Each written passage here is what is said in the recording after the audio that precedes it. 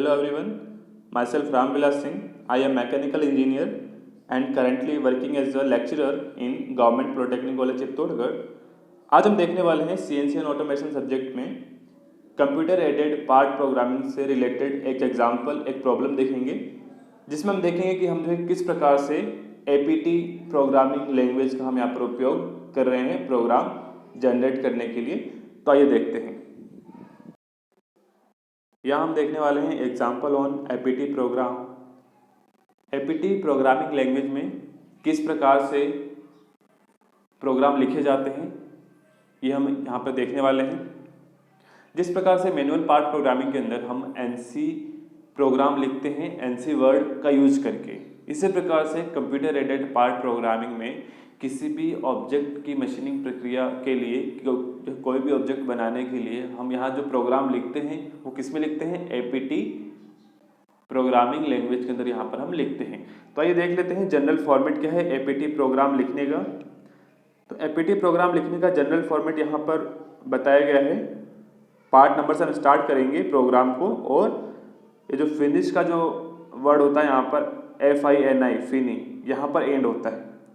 तो सबसे पहले यहाँ पर लिखा जाता है पार्ट नंबर, यानी कि जो प्रोग्राम है प्रोग्राम का नंबर लिखेंगे हम। प्रोग्राम को यहाँ पर आइडेंटिफाई करने के लिए हम यहाँ पर प्रोग्राम नंबर लिखते हैं। सेकंड हम लिखते हैं यहाँ पर machine oblique post processor name. तो यहाँ हम क्या करते हैं, पोस्ट प्रोसेसर कौन सा काम में आने वाला है इसको हम यहाँ पर स्पेसिफाई कर देते हैं। इसके बाद हम लिखते हैं definition of part geometry, geometric entity, यानी कि यहाँ पर ज्योमेट्री स्टेटमेंट जितने भी हैं वो हम यहाँ पर लिखने वाले हैं। इसके बाद हम लिखते हैं कटर एंड टॉलरेंस स्पेसिफिकेशन।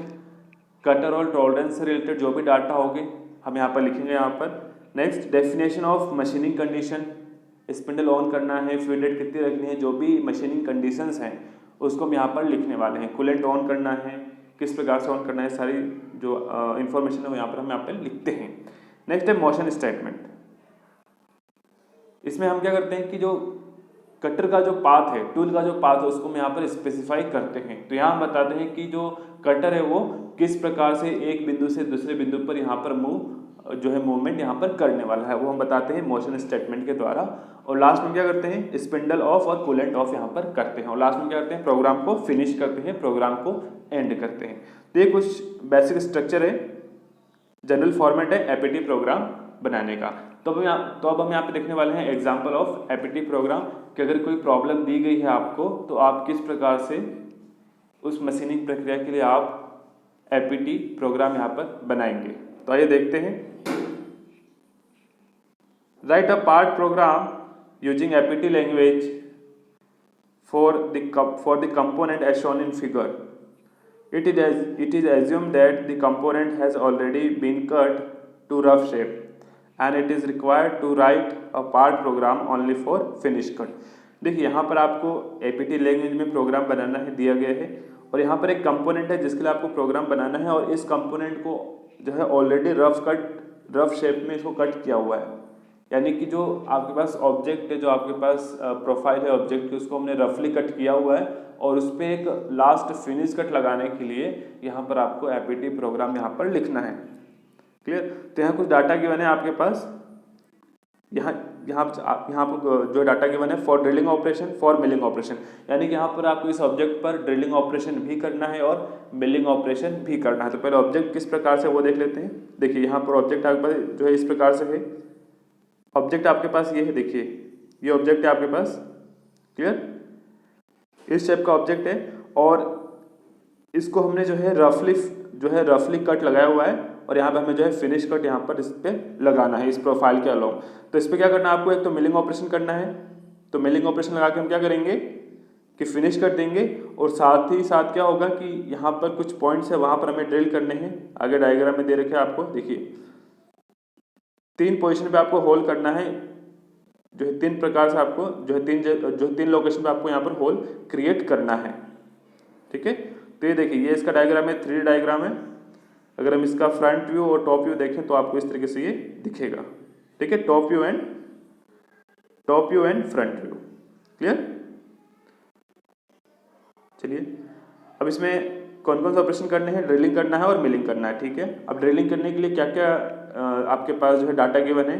पहला ड्रिलिंग ऑपरेशन के लिए टूल डायमीटर है 10 mm और टूल का नंबर क्या है ड्रिल, यानी कि जो ड्रिल ऑपरेशन कर रहे हैं आप, तो ड्रिल ऑपरेशन के लिए जो टूल है उसका नंबर क्या रखा है यहाँ पर हमने 1 रखा है। यानी कि जो टूल मैगजीन है यहाँ पर उसमें फर्स्ट पोजीशन पे ड्रिल बिट को होल्ड किया हुआ है और सेकंड पोजीशन पे यहाँ पर मिलिंग कटर को होल्ड यहाँ पर किया हुआ है। और देखते हैं ड्रिलिंग ऑपरेशन में क्या क्या हमें रखना है। स्पिंडल स्पीड हमें रखनी है 1000 RPM क्लॉकवाइज में और फीड रेट यहाँ पर रखनी है हमको रखनी है 0.5 mm पर मिनट। इसी प्रकार से मिलिंग ऑपरेशन के अंदर जो कटर डायमीटर वो है 20 mm और यहाँ पे जो टूल का नंबर हमें दिया है 2 नंबर दिया है और यहाँ स्पिंडल स्पीड आपको रखनी है 1000 RPM क्लॉकवाइज डायरेक्शन में और फीड रेट आपको रखनी है 50 mm पर मिनट और यहाँ पर जो टॉलरेंस है वो आपको रखनी है 0.005 mm। ठीक है, टॉलरेंस यानी कि आपको कितनी एक्यूरेसी के साथ आपको प्रोफाइल कट करना है। ठीक है, तो ये टॉलरेंस आपको गिवन है। अब देखिए डायग्राम समझते हैं यहाँ पर कि यहाँ पर आपको ऑब्जेक्ट दिया हुआ है। ठीक है, तो इस ऑब्जेक्ट के लिए हमने क्या किया, देखिए हम यहाँ पर सबसे पहले हमें यहाँ पर जो मिलिंग ऑपरेशन करना होगा और जैसे हम मिलिंग ऑपरेशन कर लेंगे इसके बाद हम क्या करेंगे ड्रिलिंग ऑपरेशन यहाँ पर करेंगे।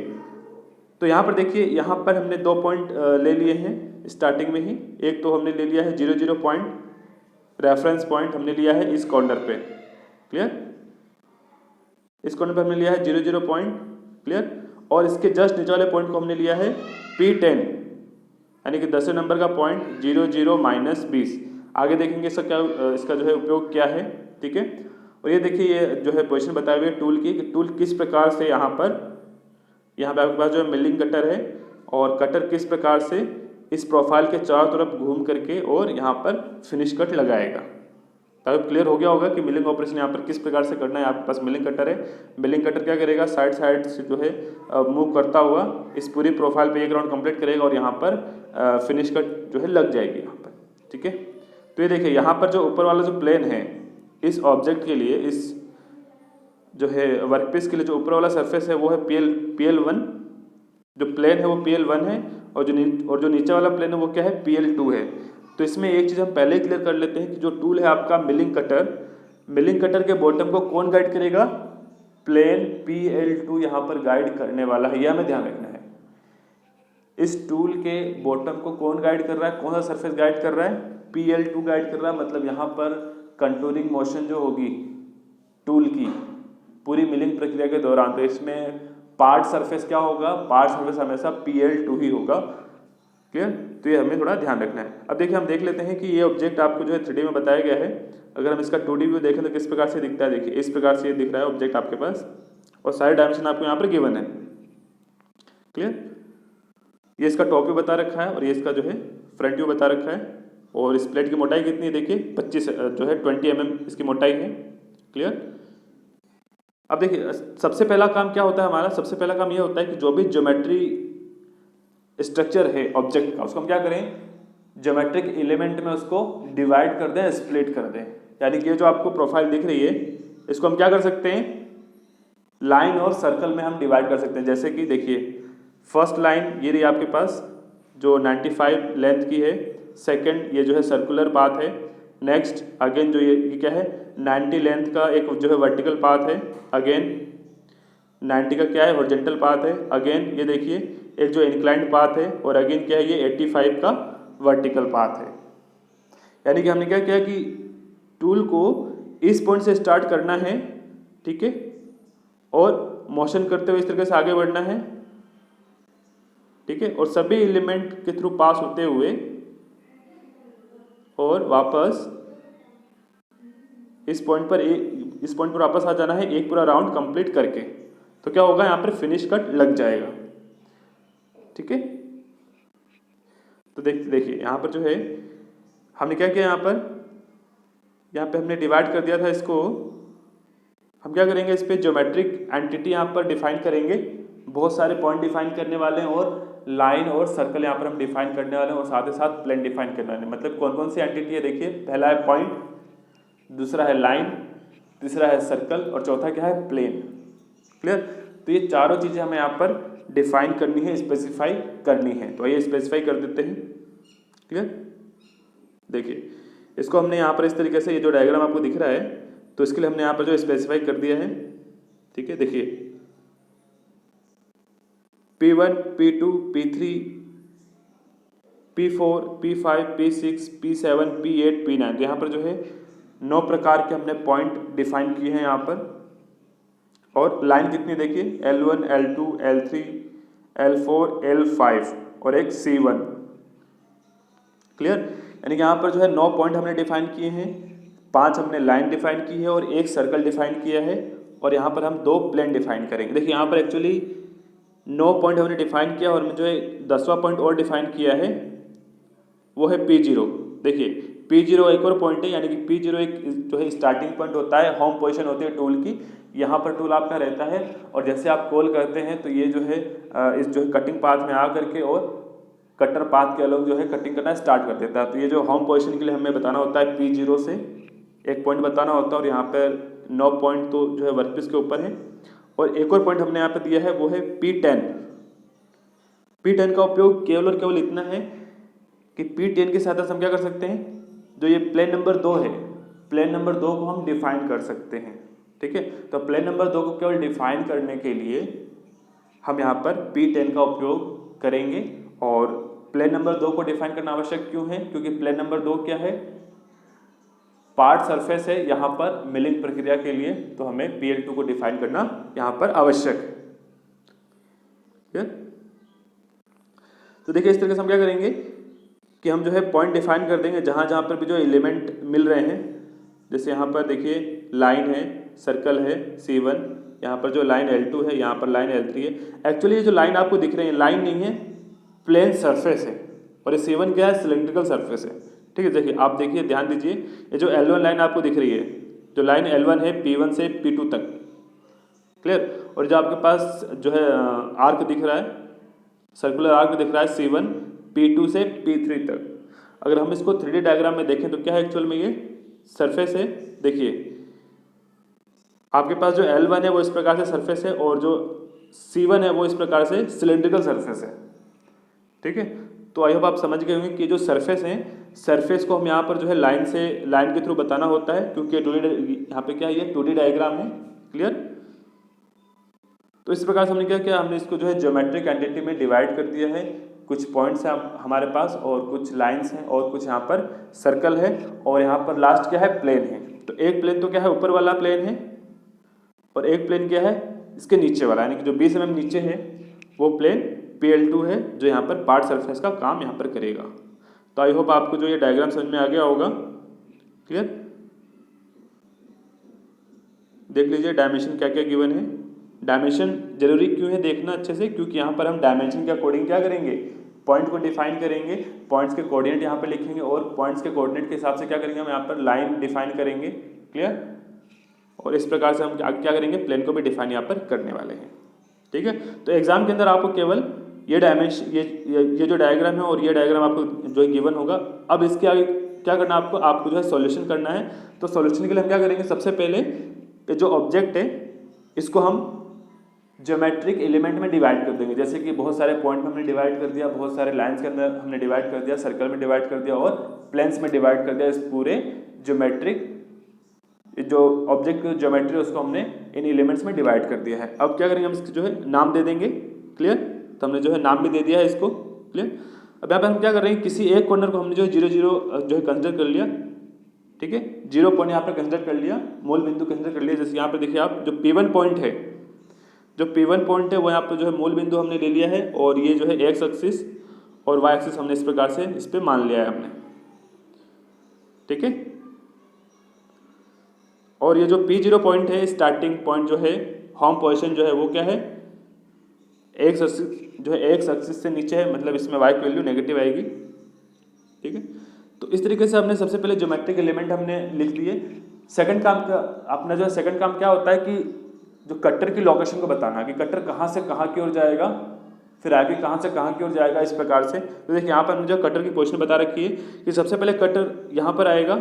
सबसे पहले जो है कटर P0 पॉइंट पर है, P0 से आएगा, ये जो है इस पोजीशन पे आएगा, P1 के पास आएगा, फिर अगेन ये L1 जो सरफेस है आपके पास, इस सरफेस पे कट लगाते हुए P2 के पास आएगा, फिर कटर आपका P2 से P3 की ओर जाएगा, सर्कुलर सरफेस पे कट लगाते हुए, और यहाँ पर जो है P3 पॉइंट के पास आएगा, फिर अगेन जो है ये कटर आपका L2 सरफेस के अलोंग कटिंग करते हुए P4 के पास जाएगा और अगेन जो है P4 से जो है कटर जो है कटिंग करते हुए P5 पॉइंट के पास आएगा और अगेन जो है P5 से P6 की ओर आएगा और अगेन जो है P6 से P1 की ओर आ जाएगा और इस प्रकार से एक राउंड यहाँ पर कटर आपका कंप्लीट कर लेगा और यहाँ पर हमारा फिनिश कट लग जाता है। क्लियर। तो अब हम लिखने वाले हैं यहाँ पर प्रोग्राम के अंदर सबसे पहले हम लिखेंगे कि जो फॉर्मेट देखेंगे आप इसके अंदर तो सबसे पहले हमें लिखना होता है प्रोग्राम को आइडेंटिफाई करने के लिए एक नंबर लिखना होता है। तो हमने यहाँ पे लिखा है पार्ट नंबर ऑब्लिक प्रोग्राम 1। ठीक है, तो ये हमने लिख दिया प्रोग्राम को आइडेंटिफाई करने के लिए। इसके बाद हम लिखते हैं पोस्ट प्रोसेसर स्टेटमेंट लिखते हैं, यानी कौन सी मशीन यहाँ पर काम आने वाली है, कौन सा प्रोसेसर काम आने वाला है यहाँ पर पोस्ट प्रोसेसर। तो यहाँ हमने लिखा है मशीन ऑब्लिक यूनिवर्स। तो यूनिवर्सल टाइप का हम यहाँ पर पोस्ट प्रोसेसर यूज कर रहे हैं क्योंकि यहाँ पर हमारे पास यूनिवर्सल मशीन है जिसमें हम ड्रिलिंग भी कर सकते हैं, मिलिंग भी कर सकते हैं। क्लियर। तो यहाँ पर हम लिखा है मशीन ऑब्लिक यूनिवर्स, तो हमने क्या लिखा है UNIV। क्लियर। और इसके बाद हम लिखते हैं यूनिट्स कि हम जो यूनिट्स क्या लेने वाले हैं, यूनिट्स ऑब्लिक MM, यानी कि हम यहाँ पर जो यूनिट्स लेने वाले हैं वो किसमें लेने वाले हैं, MM के अंदर लेने वाले हैं यहाँ पर। क्लियर। अब नेक्स्ट देखिए, अब नेक्स्ट हमने लिखा है डॉलर का साइन यहाँ पे बना हुआ है, dollar definition of geometry entity. ठीक है, तो देखिए डबल डॉलर का साइन हम प्रोग्राम में वहां यूज करते हैं जहां हमें कोई नोटेशन ऐड करना हो। क्लियर। जहां पे हमें नोटेशन ऐड करना है तो हम डबल डॉलर का साइन लगा करके हम उसमें लिख सकते हैं। जैसे कि हमने यहाँ पे लिखा हुआ है डबल डॉलर, जो है डबल डॉलर साइन के बाद हमने लिखा हुआ है definition of geometry entity. Clear. तो डबल डॉलर के साइन के बाद हम जो है कोई भी जो है नोटेशन लिख सकते हैं और जब ये प्रोग्राम APT प्रोसेसर रीड करेगा तो क्या करेगा, इस लाइन को ये स्किप कर जाएगा। क्लियर। इस पे कोई एक्शन नहीं करेगा, इस पे कोई जो है एक्ट नहीं करेगा क्योंकि ये क्या है, केवल नोटेशन लिखा हुआ है, केवल एक जस्ट इन्फॉर्मेशन के लिए। ठीक है, तो जैसे आपका जो APT प्रोसेसर है वो यूनिट्स ऑब्लिक MM को डिटेक्ट करेगा, उसके बाद सीधे किस पे आ जाएगा, ये इस पे आ जाएगा, डॉलर वाले को ये एक्ट नहीं करेगा। ये केवल क्या है, इन्फॉर्मेशन के लिए हम यहाँ पर लिख देते हैं, नोटेशन ऐड कर देते हैं डबल डॉलर का साइन यहाँ पर लगा करके। देखिए सबसे पहले हमें क्या करना है, जितने भी पॉइंट्स हैं उसको हमें यहाँ पर डिफाइन करना है, स्टेटमेंट लिखना है। देखिए सबसे पहले हम लिखते हैं P0 के लिए, P0 क्या है, पॉइंट है और P0 का जो कोऑर्डिनेट क्या है, 0 -20 0। क्लियर। देखिए जैसे कि यहाँ पर है 0 और P0 पॉइंट क्या है, इस एक्स एक्सिस से 20 नीचे है तो -20 हो गया y कोऑर्डिनेट और यहाँ पर Z 0 है क्योंकि ये PL1 सरफेस पर ही है सारे पॉइंट। ठीक है, इसी प्रकार से P1 क्या है, देखिए P1 पॉइंट तो हमने 0 0 लिया था, P1 पॉइंट क्या है 0 0 0। क्लियर। इसी प्रकार से P2 पॉइंट अगर हम निकालें तो देखिए P2 पॉइंट कैसे निकलेगा, P2 पॉइंट के लिए P2 पॉइंट क्या है, देखिए P2 पॉइंट 95 डायरेक्शन है x डायरेक्शन में, x एक्सिस की डायरेक्शन में, और y 0 है और z भी 0 है यहाँ पर। तो P2 के कोऑर्डिनेट हो गए 95, 0, 0। इसी प्रकार देखिए P3 के हमने कोऑर्डिनेट लिखे हैं यहाँ पर।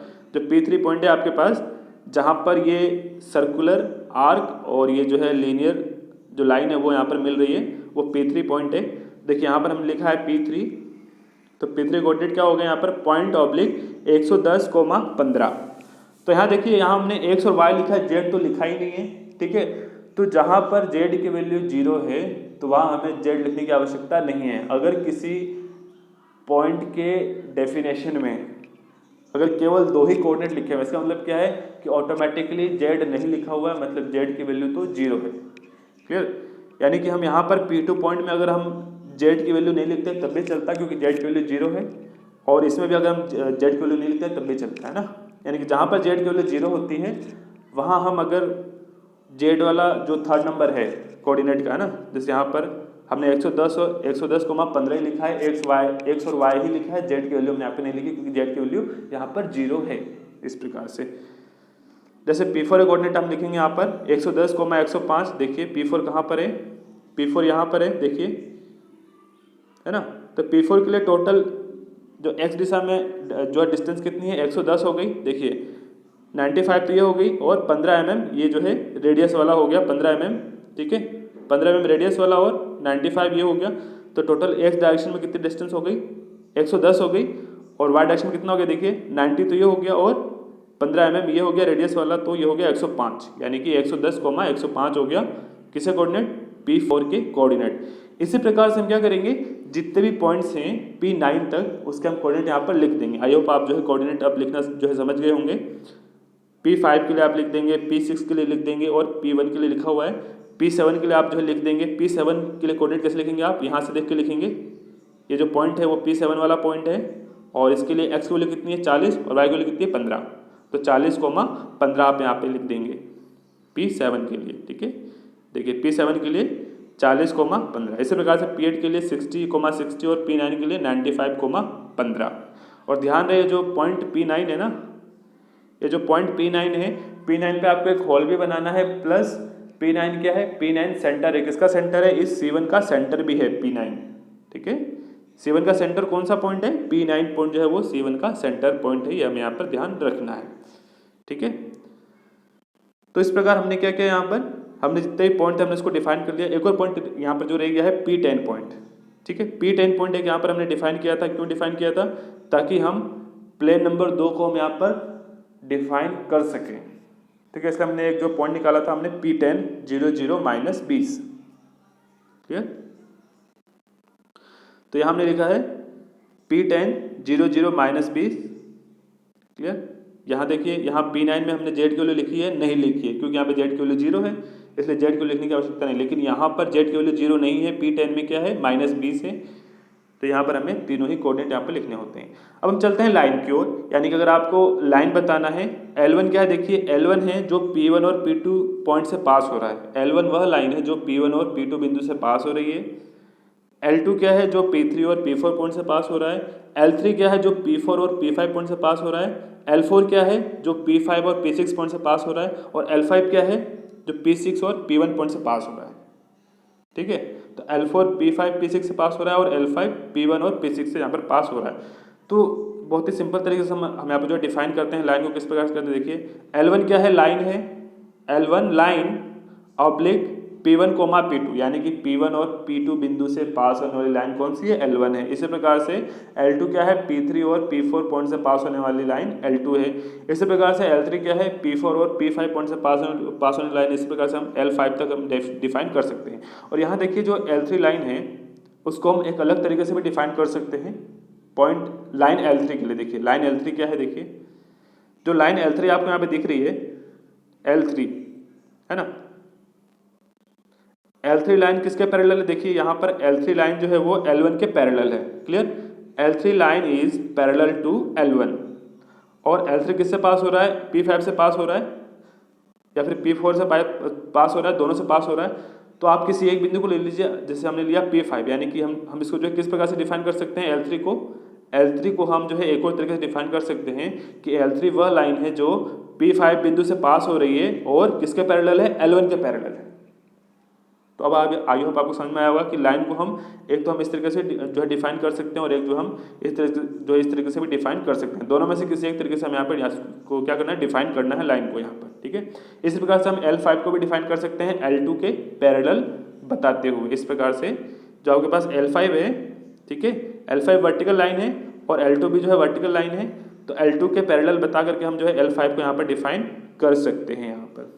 ठीक है, अब नेक्स्ट आपके पास C1, सर्कल को हम कैसे डिफाइन करते हैं, देखिए C1 बराबर सर्कल ऑब्लिक सेंटर क्या है वो लिखना होता है P9 और रेडियस कितना है 15। तो हमने यहाँ पर जो है लिख दिया है।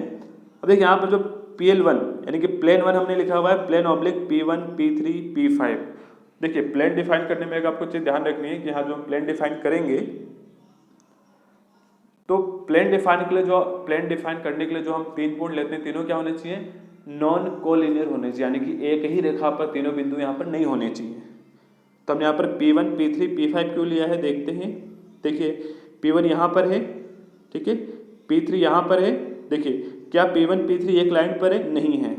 और हमने लिया है P5, देखिए P5 पॉइंट यहाँ पर है, ठीक है। तो हमने यहाँ पर प्लेन को डिफाइन करने के लिए यहाँ पर P1 P3 और P5 पॉइंट जो कि एक रेखा पर नहीं है। अगर आप P1 P6 लेते तब भी ये जो है लीनियर हो जाते, कोलिनियर हो जाते। अगर आप P1 P2 लेते तब भी ये जो है कोलिनियर हो जाते। तो हमें ऐसे 3 पॉइंट लेने हैं जो क्या है, कोलिनियर नहीं हो, एक ही रेखा पर नहीं हो, ये हमें इसका ध्यान रखना है। ठीक है, तो PL1 डिफाइन हो गया। अब हम क्या करने वाले हैं, PL2 को डिफाइन करना है, यानी जो प्लेन नंबर 2 उसको हम यहाँ पर डिफाइन करने वाले हैं। ठीक है। देखिए प्लेन नंबर 2 को हम डिफाइन कैसे करेंगे, इसको हम डिफाइन करेंगे इस तरीके से कि जो प्लेन नंबर 2 है वो क्या है, एक तो प्लेन 1 के पैरेलल है, जो प्लेन 2 है वो क्या है, प्लेन 1 के तो पैरेलल है और किससे पास हो रहा है, जो प्लेन नंबर 2 है एक तो ये जो है P10 पॉइंट से पास हो रहा है, प्लेन नंबर 2 क्या हो रहा है, P10 जो बिंदु है उससे पास हो रहा है और ये क्या है, प्लेन नंबर 1 के पैरेलल है।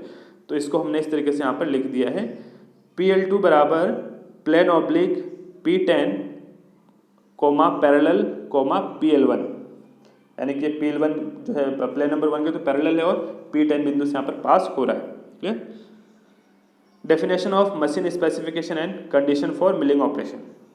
ठीक है, अगर हमने जो है डबल डॉलर साइन का यूज किया है, मतलब ये हम यहाँ पे क्या कर रहे हैं, केवल नोटेशन ऐड कर रहे हैं। ठीक है, यानी कि हम क्या करें यहाँ पर मिलिंग मशीन के लिए जो है अब हम लिखने वाले हैं, ये हम यहाँ पर जो है नोटेशन ऐड कर रहे हैं।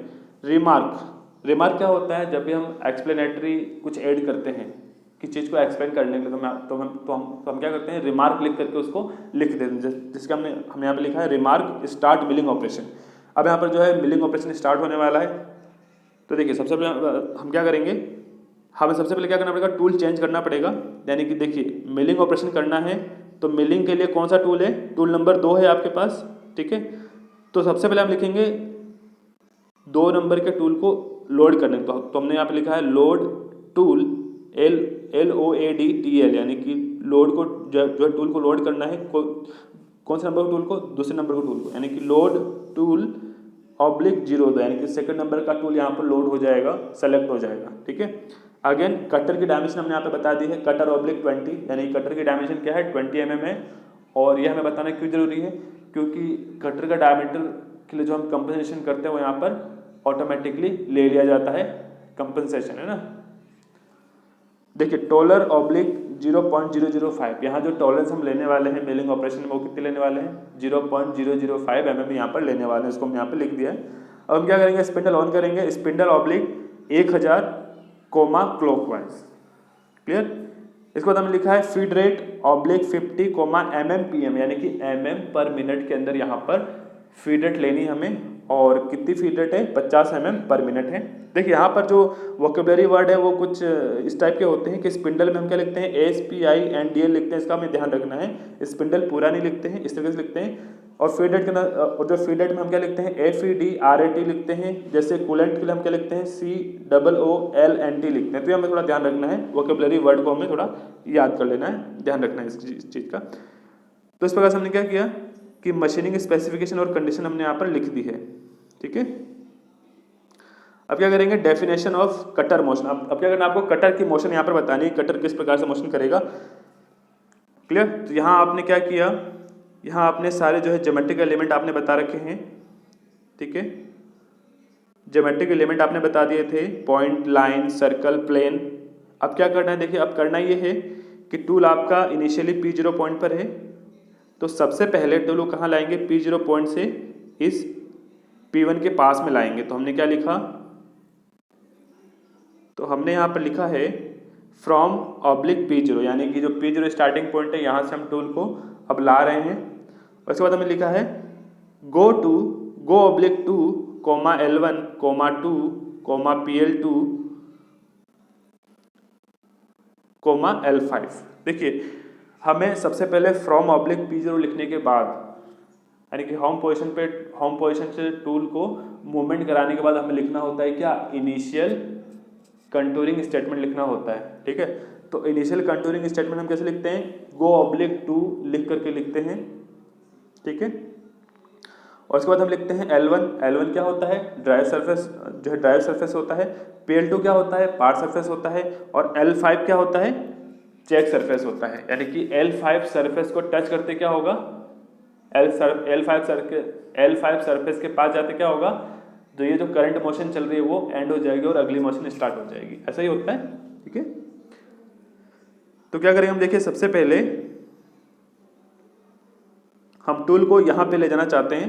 ठीक है, तो यहाँ पर कैसे ले जाएंगे, तो यहाँ पे ले जाने के लिए हमने एक जो है इनिशियल कंटूरिंग लाइन लिखी है हमने यहाँ पर, यहाँ हमने लिखी लाइन, यहाँ हमने जो है लाइन लिखी है go oblique 2 comma L1 comma 2 comma PL2 comma 2 comma L5। तो इस कमांड को रीड करने के बाद टूल आपका कहाँ पे आ जाएगा, टूल आपका इस P1 के पास आ जाएगा। ठीक है, यानी कि ये जो है L1 पर गाइड करते हुए आया है और कहाँ तक आया है देखिए, ये जो आपके पास L5 दिख रहा है, ये जो L5 सरफेस है आपके पास, इस सरफेस को जस्ट क्या किया इसने, टच किया है। देखिए ये जो L5 सरफेस है सॉरी, ये जो L5 सरफेस है, ये जो L5 सरफेस आपको दिख रही है, ये जो वर्टिकल सरफेस आपको दिख रही है, ये वर्टिकल सरफेस, इसको इसने जस्ट यहाँ पर टच किया है, ये वर्टिकल सरफेस से आगे नहीं निकला है। मतलब यहाँ पर मॉडिफायर कौन सा यूज होगा, 2 यूज होगा, है ना। ठीक है, अब क्या करना है हमें, टूल आपका इस पोजीशन पे आ गया है। अब क्या करना है, टूल को इस तरह से हमें आगे बढ़ाना है कटिंग करते हुए। आपको जो एरो में दिख रहा है इस तरह से टूल आगे बढ़ेगा और इस पोजीशन से कहाँ जाएगा, इस पोजीशन पर जाएगा। टूल अभी इस पोजीशन पर है और मोशन करते हुए ये जो इस पोजीशन पर यहाँ पर आएगा। ठीक है, तो यहाँ देखिए हमने यहाँ पर लिखा है go right oblique L1 comma 10-2 comma C1। यानी कि यहाँ पर देखिए, यहाँ पर जो पार्ट सरफेस जो है वो तो यहाँ पर कॉमन है सबके लिए, PL2, तो यहाँ पर PL2 को बार बार लिखना यहाँ पर जरूरी नहीं है। तो यहाँ हम क्या लिखेंगे, केवल हम यहाँ पर ड्राइव सरफेस लिखने वाले हैं और चेक सरफेस लिखने वाले हैं। ठीक है, ड्राइव सरफेस यानी कि किस सरफेस के सहारे यहाँ पर टूल आगे मोशन करेगा, और दूसरा C1 चेक सरफेस यानी कि कहाँ पर जाकर के इसकी मोशन एंड करनी है। ठीक है, तो अभी आपका टूल यहाँ पर है।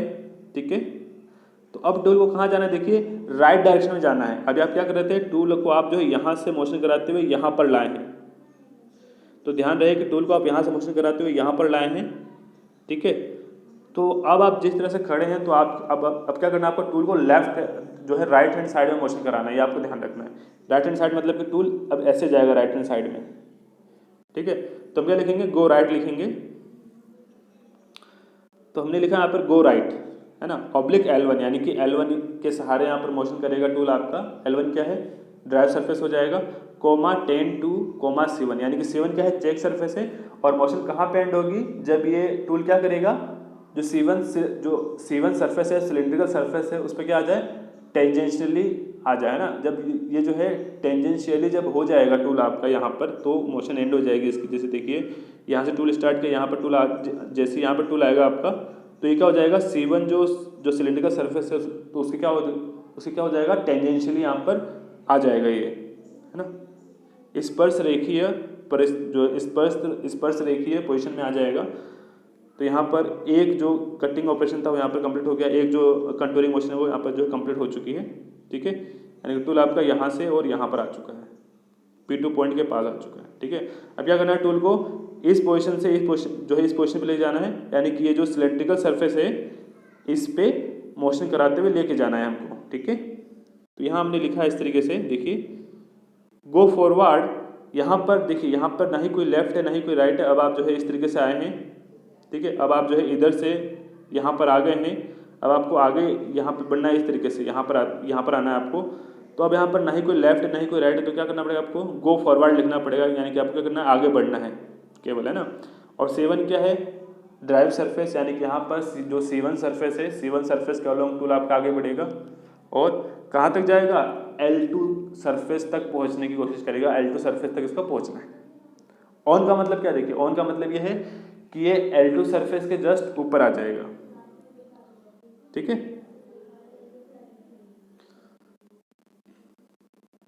देखिए इस तरीके से ये क्या है, मतलब ये जो L2 सरफेस आपको दिख रहा है, सरफेस कहाँ से स्टार्ट हो रहा है, L2 सरफेस, देखिए L2 सरफेस स्टार्ट हो रहा है P3 पॉइंट से।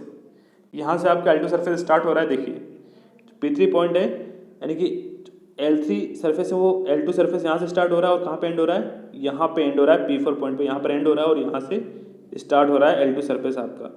देखिए ये जो कटर है आपका क्या कर रहा है, इस सरफेस के जस्ट ऊपर आ गया है, यानी कि जहाँ पे सरफेस स्टार्ट हो रहा है ना वहाँ पे जस्ट ऊपर आ गया है, आगे नहीं निकला है और ना ही पीछे। देखिए कटर पोजीशन क्या है, जस्ट इसके ऊपर है, ना ही आगे निकला है कटर, ना ही इस पोजीशन से पीछे कटर। तो क्या होगा, ऑन मॉडिफायर यहाँ पर लिखेंगे, तो टूल आपका यहाँ पर आ जाएगा। आप क्या करना है, आपको टूल को इस डायरेक्शन से क्या कराना, अपवर्ड मतलब जो आपको जो इस तरीके से मोशन करानी है, ठीक है।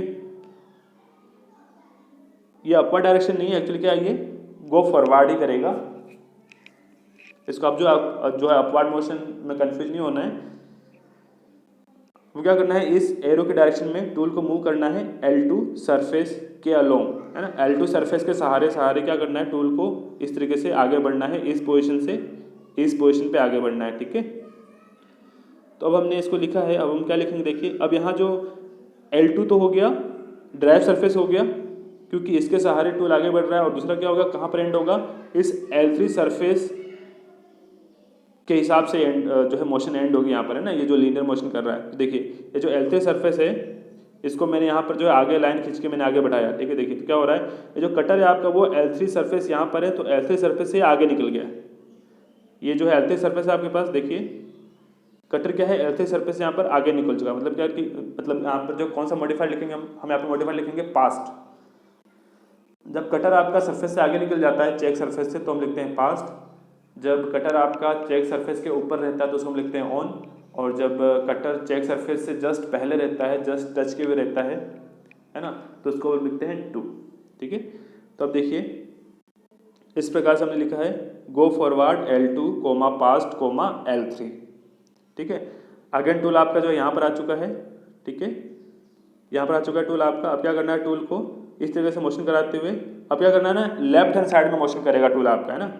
लेफ्ट हैंड साइड में मोशन करेगा और इस पोजीशन पर आएगा। इस पोजीशन का मतलब क्या है, जो L4 सरफेस आपको दिख रहा है इंक्लाइंड सरफेस, वो इससे आगे निकल जा रहा है। मतलब क्या, मतलब यहाँ पे कौन सा मॉडिफायर हम लिखेंगे, पास्ट मॉडिफायर लिखेंगे। तो इस मोशन के लिए देखिए ड्राइव सरफेस तो हो गया L3, ठीक है। इस मोशन के लिए ड्राइव सरफेस हो गया L3 और चेक सरफेस क्या हो गया, L4 हो गया चेक सरफेस। तो यहाँ हमने लिख दिया, तो यहाँ हमने लिखा है go left L3 comma past comma L5, यानी कि L3 तो क्या था, ड्राइव सरफेस था, और L4 क्या था, चेक सरफेस था। तो इसी प्रकार से टूल आपका अब यहाँ पर आ चुका है। अब क्या करेंगे, टूल को लेफ्ट हैंड साइड में मोशन कराएंगे।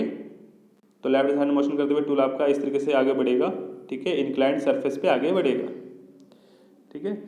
तो अब हमने यहाँ पे लिखा है go left L4 comma past comma L5, यानी कि L5 तो चेक सरफेस है और L4 ड्राइव सरफेस है। पास्ट लिखा इसका मतलब क्या है कि जो टूल जो कटर वो क्या है, L5 सरफेस से आगे निकल चुका होगा। देखिए यहाँ पर ऑब्वियसली देखिए जो L5 सरफेस है आपको दिख रहा है, L5 सरफेस को मैंने जो है आगे बढ़ाया, इस लाइन से आगे बढ़ाया। देखिए कटर क्या कर रहा है, L5 सरफेस से आगे निकल चुका है। तो यहाँ पर जो हमने पास्ट लिख दिया है, ठीक है।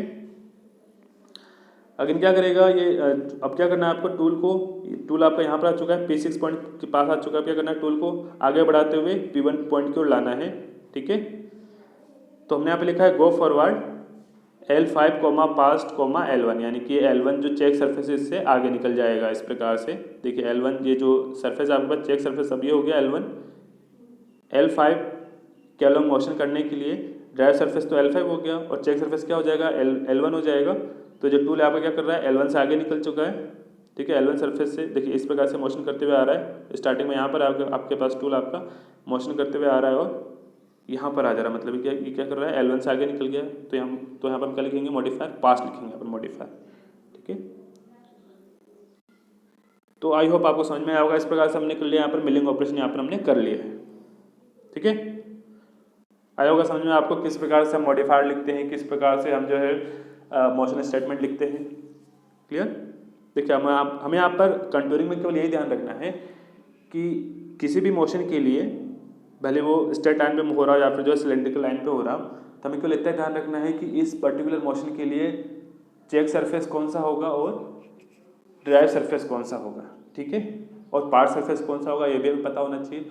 और हमें एक और चीज़ पता होनी चाहिए कि जब टूल आपका मोशन कर रहा है तो वो चेक सरफेस पर कहाँ रुकेगा, चेक सरफेस पर रुकेगा या फिर चेक सरफेस से आगे जाकर रुकेगा या फिर चेक सरफेस से पहले रुक जाएगा। तो उसके अकॉर्डिंग हम क्या करते हैं, मॉडिफायर लिखते हैं, ऑन मॉडिफायर, टू मॉडिफायर या फिर पास्ट मॉडिफायर। तो इसका हमें थोड़ा यहाँ पर ध्यान रखना पड़ेगा। तो इस प्रकार से हमने क्या किया, यहाँ पर मिलिंग ऑपरेशन हमने कंप्लीट कर लिया है। तो अब हम करने वाले हैं यहाँ पर ड्रिलिंग ऑपरेशन। देखिए ड्रिलिंग ऑपरेशन हम यहाँ पर क्या लिखते हैं, रिमार्क लिखते हैं। रिमार्क स्टार्ट ड्रिलिंग ऑपरेशन, यानी कि यहाँ पर जो है ड्रिलिंग ऑपरेशन स्टार्ट होने वाली है।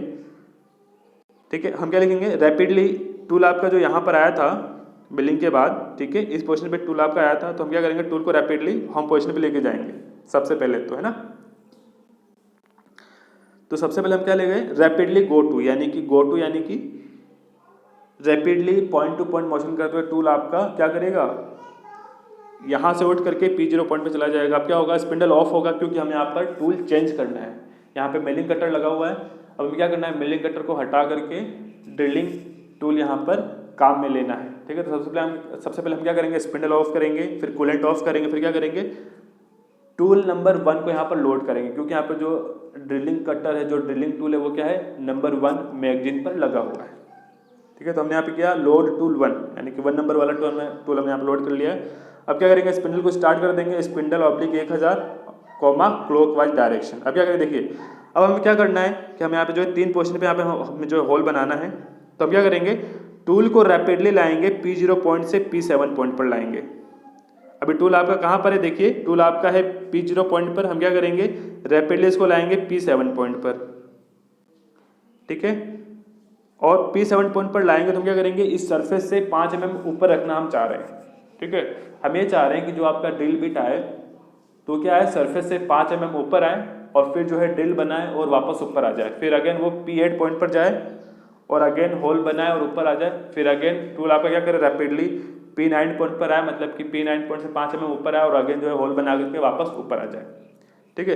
तो यहाँ हम क्या कर रहे हैं, 5 mm का क्लियरेंस देख रहे हैं, जो है क्लियरेंस दे रहे हैं, ताकि टूल आपका क्या है, स्टार्टिंग में 5 mm ऊपर रहे, फिर क्या करेगा, 5 mm तो जो एयर में है टूल आपका वो, और 20 mm तक उसको जो है ड्रिल करना है, यानी कि टोटल जो है 25 mm नीचे जाएगा और वापस 25 mm ऊपर आ जाएगा। तो आई होप क्लियर हो गया होगा किस प्रकार से होल बनाएंगे, ठीक है। देखिए तो यहाँ हम क्या करेंगे, गो टू 40,15,5, यानी कि 40,15,5 पोजीशन पे टूल आपका रैपिडली पहुंच जाएगा, मतलब कि ये बिंदु नंबर P7 के ऊपर आ जाएगा 5 mm, ठीक है। अब क्या करना है, देखिए फीड रेट हमें कितना रखना है, 0.5 mm पर मिनट रखना है। ड्रिलिंग ऑपरेशन के लिए यहाँ पर बताया गया था फीड रेट कितनी रखनी है, 0.5 mm पर मिनट रखनी है यहाँ पर, ठीक है। देखिए यहाँ पे लिखा हुआ है गो डेल्टा 0,0, -25। अब इसका मतलब क्या है, गो डेल्टा का मतलब क्या है, डेल्टा मतलब इंक्रीमेंटल डायमेंशनिंग यहाँ पर ऑन हो चुकी है, और यहाँ पर रैपिड वर्ड नहीं लिखा है, मतलब क्या करना है, फीड रेट के साथ टूल को मोशन करना है। कहाँ पर मोशन करना है, कि यानी कि जिस पोजीशन पर टूल है उससे 25 mm नीचे जाना है कटिंग करते हुए। क्यों जाना है, देखिए 20 mm तो जो है प्लेट की थिकनेस थी, ठीक है, और 5 mm हमने क्या रखा था, हवा में रखा था टूल को, ठीक है। तब क्या करना है, टोटल 25 mm टूल नीचे जाएगा होल करते हुए, इसलिए -25 हो गया, और वापस क्या होगा, होल करने के बाद टूल आपका वापस क्या आएगा, ऊपर आएगा, 25 mm वापस ऊपर आएगा, ठीक है। इस प्रकार से जो है P7 पॉइंट पर होल यहाँ पर बन जाएगा। अब क्या करेगा, टूल आपका रैपिडली जाएगा कहाँ पर, P8 पॉइंट पर जाएगा, है ना। P8 पॉइंट पर जाएगा मतलब कि P8 पॉइंट से 5 mm ऊपर जाएगा, ठीक है। अब टूल आपका क्या था, होल बना करके टूल आपका P7 पॉइंट पर 5 mm ऊपर आ चुका है। अब क्या करेगा, टूल आपका अगेन P7 पॉइंट से P8 की ओर जाएगा रैपिडली, है ना। P7 से P8 की ओर जा रहा है रैपिडली टूल आपका, और यानी कि P8 पॉइंट से 5 mm यहाँ पर ऊपर रहने वाला है। देखिए यहाँ पर हमने लिख दिया है गो टू 60-65, यानी कि P8 पॉइंट कोऑर्डिनेट क्या थे यहाँ पर, 60-65 थे, ठीक है। तो यहाँ पर 60 था, तो यहाँ पर हम क्या करें, टूल को 5 mm ऊपर रख रहे हैं, तो यहाँ हमने टूल को भेजा है रैपिडली कहाँ पर, 60,5 पर हमने रैपिडली भेज दिया है। अब क्या करेंगे, फीड रेट ऑन करेंगे, फीड रेट कितनी है, 0.5 mm पर मिनट रखनी है। अगर वही प्रोसेस हम रिपीट करेंगे, गो डेल्टा ऑब्लिक 0,0 -25, यानी कि 25 mm नीचे जाएगा, होल बन जाएगा, फिर वापस 25 mm ऊपर आएगा टूल आपका होल बनाने के बाद, ठीक है। तो अब क्लियर हो गया होगा। तो इस तरह से हमने क्या किया, P8 पोजीशन पर भी हमने यहाँ पर होल बना लिया। अब क्या करेंगे, टूल को हम रैपिडली कहाँ लेके जाएंगे, P9 पॉइंट पर लेके जाएंगे यहाँ पर। तो P9 पॉइंट के लिए हमने लिखा यहाँ पर रैपिडली गो टू 95,15,5, यानी कि हम क्या कर रहे हैं, हम यहाँ पर क्या कर रहे हैं, जो P9 पॉइंट है उसके हम 5 मिनट ऊपर टूल को लेके जा रहे हैं, 5 mm ऊपर टूल को लेके जा रहे हैं। और अब क्या करेंगे, हम यहाँ पर फीड रेट हमने ऑन कर दिया है, फीड रेट 0.5 mm पर मिनट है, और गो डेल्टा 0,0 -25, यानी कि 25 mm नीचे जाएगा टूल आपका, होल बन जाएगा, फिर वापस जो है 25 में ऊपर आ जाएगा टूल आपका। तो यहाँ तक क्या होगा, यहाँ तक तीनों ही पोजीशन पे P7, P8, P9 पोजीशन पे यहाँ पर होल बन चुका है। अब क्या करेंगे, टूल को रैपिडली कहाँ ले जाएंगे, होम पोजीशन पे लेके जाएंगे, और अब जो स्पिंडल ऑफ कर देंगे, कूलेंट ऑफ कर देंगे, और यहाँ पर प्रोग्राम को हम एंड कर देंगे और फिनिश कर देंगे। तो आई होप ये प्रोग्राम आपको समझ में आया होगा। ये इस प्रोग्राम में हमें क्या करना था, इस प्रोग्राम में हमें जो है ड्रिलिंग ऑपरेशन भी करना था और मिलिंग ऑपरेशन भी करना था, ठीक है। तो आई होप ज़्यादा हार्ड प्रोग्राम नहीं था। इसमें हमने जो है ज्योमेट्रिक जो डिफाइन कर दी थी, ठीक है। सबसे पहले हमने इस ऑब्जेक्ट को हमने क्या किया, ज्योमेट्री एलिमेंट हमने जो इसको डिवाइड कर दिया, पॉइंट लाइन सर्कल प्लेन में डिवाइड कर दिया, उसको हमने जो यहाँ पर डिफाइन कर दिया। डिफाइन करने के बाद हमने क्या किया है, मशीनिंग पैरामीटर हमने यहाँ पे लिखे हैं, जैसे cutter, tolerance, spindle, feed rate, coolant of. इसके बाद हमने लिखा है कटर मोशन हमने यहाँ पे लिख दिया, यानी कि मोशन स्टेटमेंट हम यहाँ पे जो है लिख देते हैं। इस प्रकार से टूल आपको जो है मोशन करेगा और बिलिंग ऑपरेशन यहाँ पर कंप्लीट हो जाएगा। उसके बाद हमें क्या करना था, ड्रिलिंग ऑपरेशन करना था। तो ड्रिलिंग ऑपरेशन के लिए हमने क्या किया है, यहाँ पर हम पॉइंट टू पॉइंट मोशन कराते हैं, और पॉइंट टू पॉइंट मोशन कराने के लिए हम यहाँ पर यूज करते हैं गो टू और गो डेल्टा वर्ड का हम यहाँ पर उपयोग में लेते हैं। अगर रैपिड गो टू लिखा है मतलब कि इसको रैपिडली जाना है, अगर केवल गो टू लिखा मतलब क्या करना है, फीड रेट के साथ उस पॉइंट पर जाना है, ठीक है। तो इस तरीके से हम क्या करते हैं, टूल चेंज करते हुए यानी कि ड्रिलिंग टूल लगाते हुए हम क्या करते हैं, पहला हॉल यहाँ पे बना लेते हैं, फिर यहाँ पे दूसरा हॉल बना लेते हैं, फिर हम तीसरा हॉल भी यहाँ पे बना लेते हैं, और इस प्रकार से स्पिंडल ऑफ करके कूलेंट ऑफ करके यहाँ पे प्रोग्राम को ऑफ कर देते हैं। तो आई होप आपको प्रोग्राम समझ में आया होगा। और इस प्रकार से हमने यहाँ पर जो है completely computer aided part programme को कंप्लीट कर लिया है। तो अब आपको समझ में आएगा computer aided part programming and APT programming language में किस प्रकार से प्रोग्राम को लिखा जाता है। Thank you.